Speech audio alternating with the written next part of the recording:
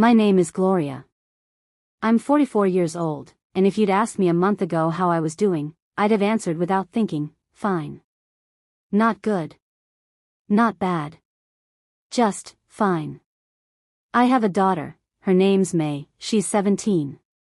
She's a teenager, which means some days I'm her hero, and others I'm the villain. We live in a cozy apartment that I decorated myself. I'm an interior designer.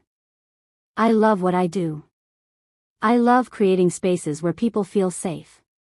The irony is, I hadn't felt safe in my own skin for years. May's father left when she was 3. It wasn't a surprise, he'd always been absent. Even when he was physically there, it felt like he was somewhere else. Since then, I've learned to be strong. Too strong, maybe. Strong enough to smile when everything inside me was falling apart. That day wasn't supposed to be special. Just a routine checkup. Mammogram, blood tests, the usual. I even texted my best friend a dumb joke, hope the girls are still holding up, they've still got it. I laugh at that text now. Not because it was funny, but because I had no idea how quickly everything would change. A few days later, my doctor called. Calm, professional voice. We'd like to invite you back for a follow-up. There are some findings. Findings. Like they were treasure hunters. I went alone. I always do things alone. I don't like burdening anyone. And honestly, if you don't expect anything, it doesn't hurt as much when things fall apart.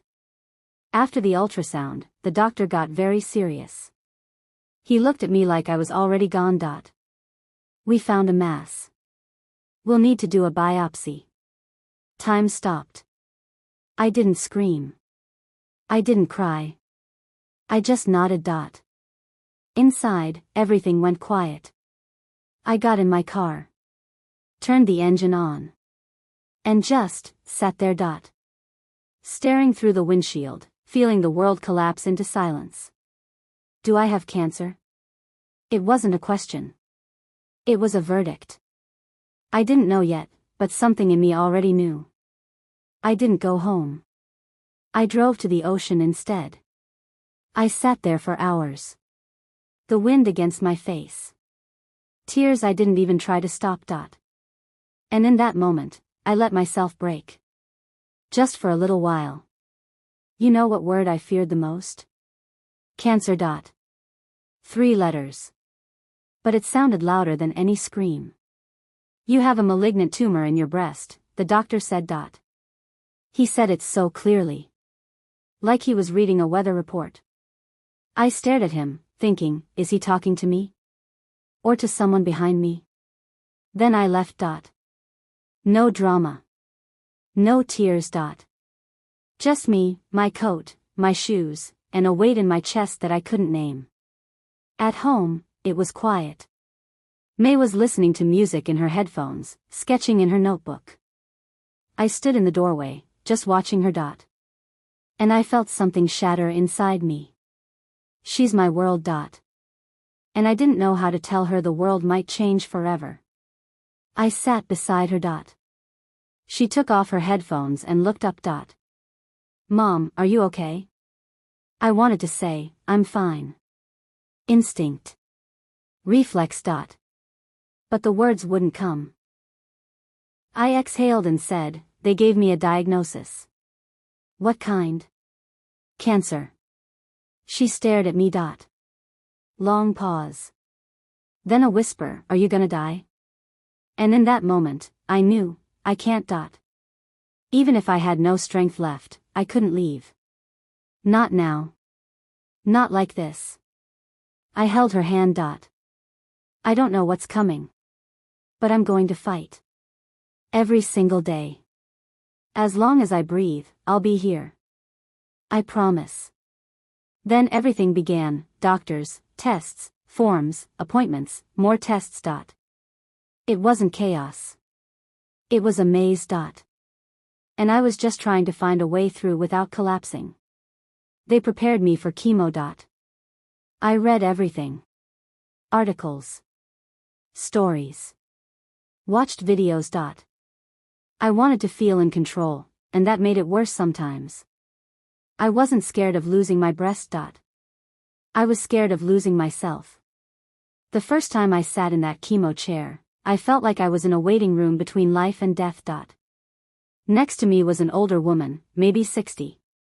She looked over and smiled. First time? I nodded. It'll be okay, she said. You'd be amazed how strong you are. And I believed her. Because she wasn't a doctor or a friend. She was one of us, a fighter in the trenches. The symptoms crept in. Nausea. Fatigue. Then hair loss. Not in clumps, slowly, strand by strand. Like my body was trying not to scare me. But I noticed. I stood in front of the mirror and watched as I ran the comb through what was left. Then I took the clippers. And shaved it all off. May walked into the bathroom just as I was finishing. We looked at each other. And she said, "You look like a warrior." I smiled. For the first time in 2 weeks. My body changed. My face grew hollow. Skin turned pale. Appetite disappeared. I didn't feel like a woman anymore. I didn't feel like myself.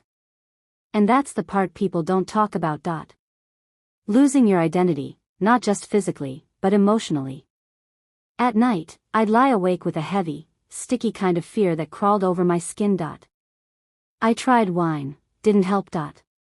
Tried praying, silence. Tried therapy, and that, surprisingly, helped. In that quiet room, I finally said, "I'm scared I'll never feel like me again." And my therapist said, "Maybe being you isn't something to go back to, maybe it's something you're building now." I held on to that sentence like a lifeline. Some days, I wanted to quit. Chemo. Hope. Life. But I'd think of May at the kitchen table, drawing in her sketchbook. The smell of rain. The way sunlight lands on my bedroom floor. I didn't want to die. Not out of fear. But out of love. They told me I was in remission in the most unceremonious way, no signs of progression at this time. That's it. No balloons. No hugs. Just a sentence. I walked home slowly. Past flower stalls and laughing strangers. And then, without knowing why, I stepped into a bookstore. Picked up a random book, sat by the window, flipped through it. One line caught me off guard: "We don't die all at once. We die when we stop being ourselves. But sometimes, that's the chance to become someone new." I closed the book and cried. May hugged me when I got home. She didn't ask questions. She knew. Since then, we argued less. We talked more. She opened up to me, about school, love, her dreams. And for the first time, I didn't respond like a mom. I listened like a person. I came back to life in pieces. Little steps, morning walks, home-cooked meals, sketching again. Then bigger ones, work projects, clients. But this time, I chose carefully. I only said yes to projects that wanted heart, not just style. Because now, my soul wasn't for sale. It had survived. And you know what? I'm grateful for the cancer. Not for the pain. Not for the fear. But because it cracked me open. I saw myself, vulnerable, raw, real. Now I know, I'm not invincible. And that's what makes every day beautiful. I still get scared. Cancer might come back. But if it does, it won't find the same woman. Because the old me, she's gone. And the woman I am now, she's alive. And she's staying. If you're listening to this, maybe you're scared too. Maybe you're in the dark. Let me tell you something simple: you are not alone. I was there. And I survived. Talk about your feelings. Cry when you need to. Laugh when it bubbles up. Hold people tightly. Say, I love you, even if your voice shakes. As long as we feel, we're alive. As long as we love, we're eternal. My name is Gloria. I survived. And now I'm here to tell you. You can too.